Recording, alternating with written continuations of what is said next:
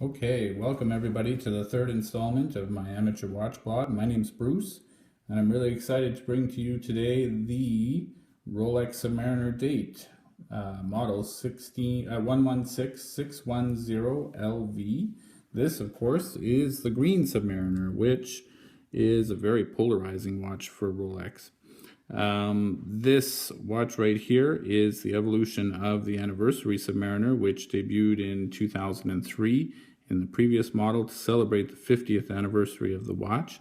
This watch was released in 2010 at Baselworld as sort of an updated version of that anniversary Submariner.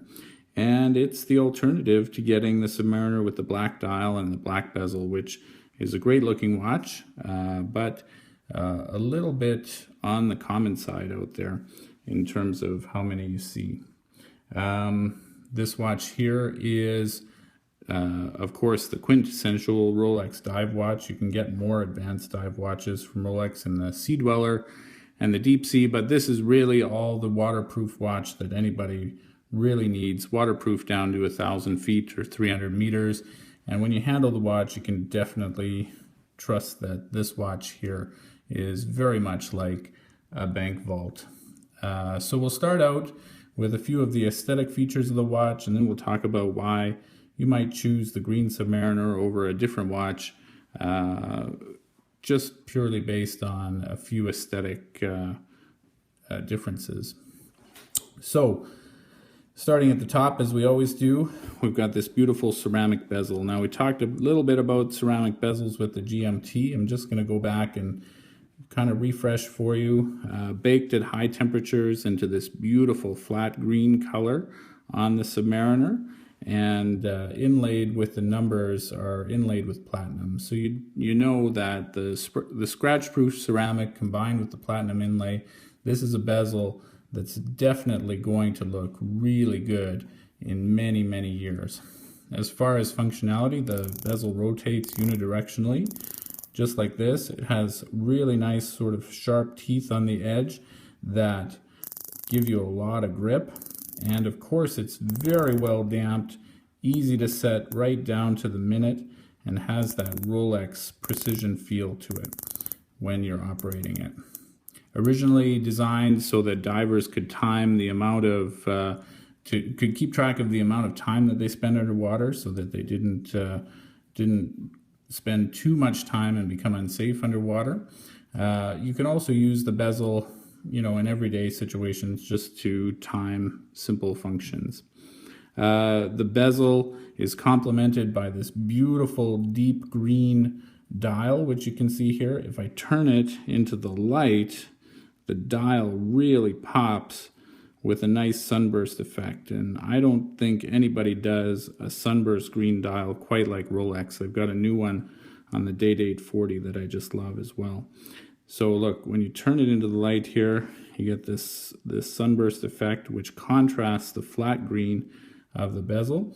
Now when you turn it away from the light here, you can see that it goes so dark that in some low light situations it almost looks black. So you have that really nice two-tone look to it. Of course, your signature modern Rolex look on the inside here, white gold indices and hands. You've got the engraved Rolex logo on the flange of the watch there. So everything has that Rolex quality look to it. The green Submariner is available only in the date version, and I like the date. It's definitely a function that I use on a daily basis. Inside the watch is the Rolex caliber 3135 movement, which really no one can fault. It's a workhorse of a movement and keeps great time, great accuracy, as you would expect from a Rolex.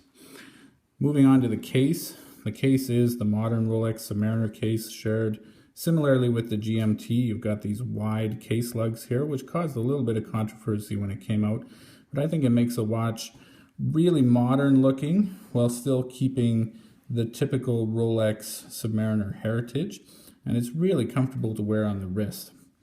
You've got in profile here a really nice thick case back. Again, Submariners have a little bit of a deeper case back than the other Rolex sport models, and again, just to add to that feeling that the watch is as impenetrable as possible.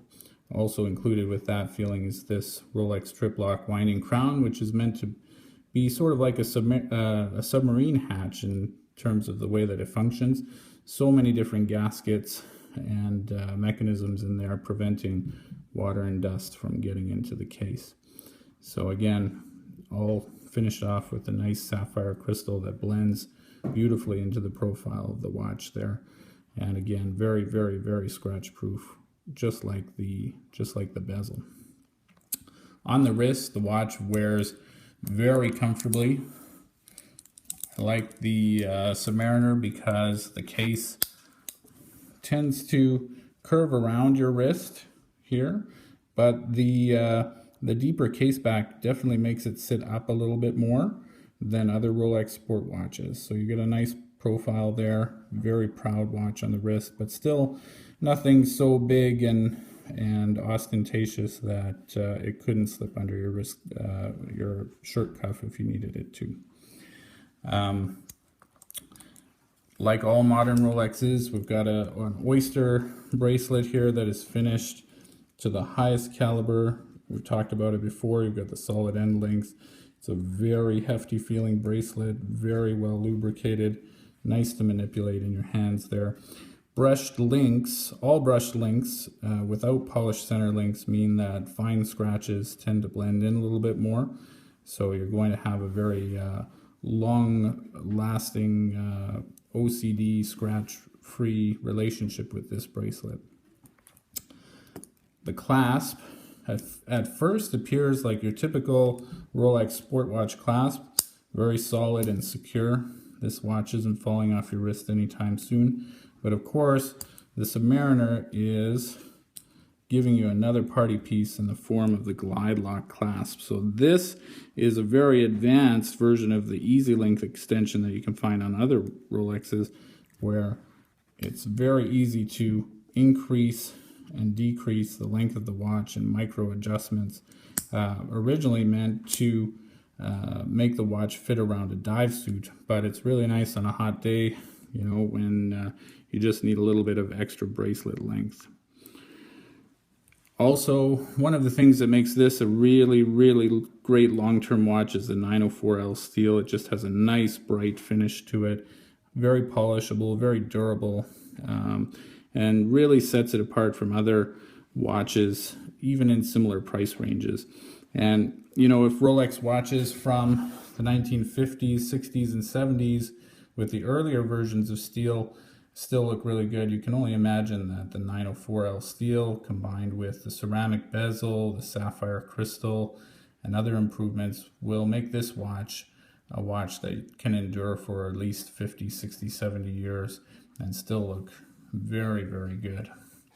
So why would we choose this green Rolex Submariner over other watches, particularly the black Rolex Submariner? Well, you've got to be a bit of a watch extrovert to have this watch. They make fewer of them than the black version, so in some countries or areas of the country it's a little bit highly sought after, so it retains its value very well. But also you got to want to have that certain amount of pop on your wrist, and I get a lot more compliments on this watch than I do just about any other watch that I own. So be prepared for the watch to attract a little bit of attention to you. But largely I see this as a watch that I'm going to have for a very long time. I see it really as a great evolution of the Submariner concept. And if you have the chance, definitely try one on and maybe even pick one up for yourself. Thanks for watching. We'll have another video ready for you soon. Have a great day.